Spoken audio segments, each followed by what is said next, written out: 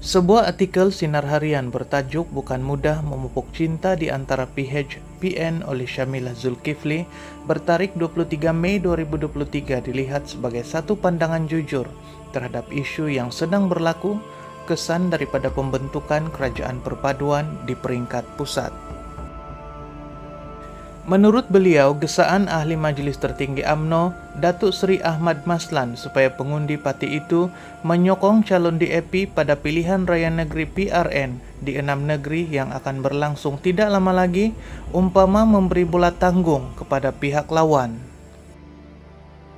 Meskipun beliau bukannya secara direct meminta menyokong DAP, sebaliknya calon kerajaan perpaduan, namun ia tetap memberi mesej bahawa pengundi Parti Keramat itu perlu memangka calon DAP.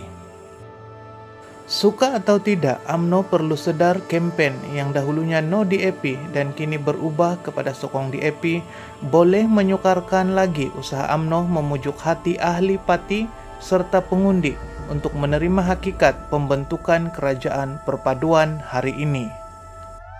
Ia terbukti apabila beberapa pemimpin UMNO mula bersuara menunjukkan rasa kurang selesa dengan gesaan tersebut, termasuk pengundi yang menjadi pemerhati.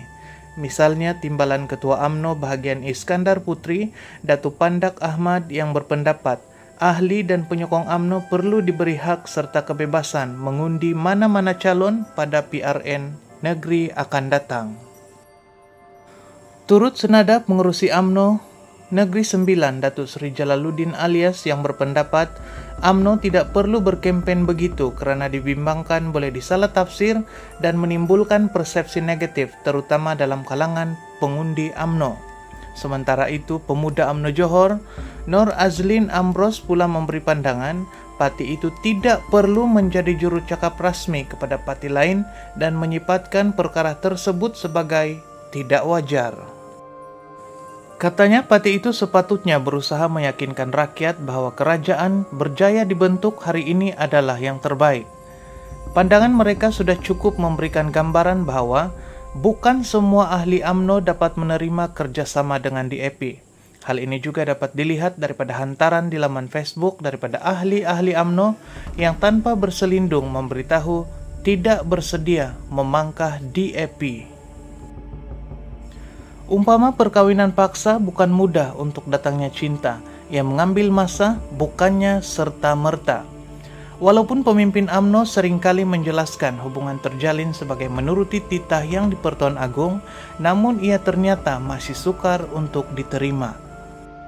Malah, Presiden UMNO Datuk Seri Ahmad Zahid Hamidi pada Majlis Mesra Aidilfitri Pelkrah Berhad di Macang, Kelantan baru-baru ini mengakui parti itu berdepan tugas sukar untuk memujuk ahlinya menerima kehadiran DAP sebagai rakan sekutu.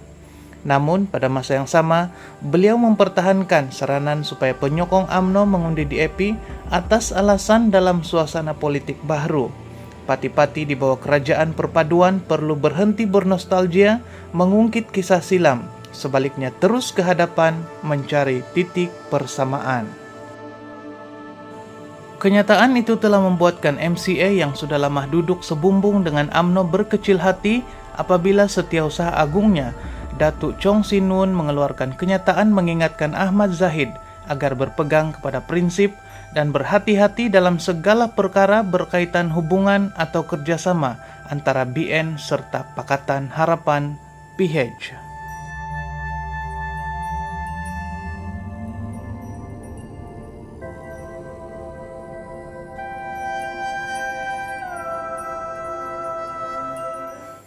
Katanya, Ahmad Zahid perlu menjaga kepentingan dan mengutamakan parti-parti komponen BN, bukannya PH, terutama DAP.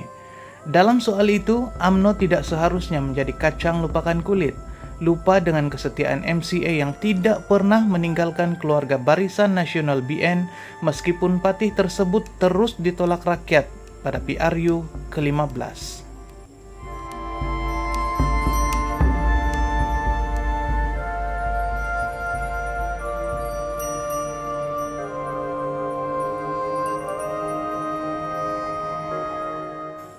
Sepatutnya UMNO perlu lebih bijak berkempen menawan hati pengundi, bukannya dengan cara meminta menyokong DAP karena ia boleh memakan diri.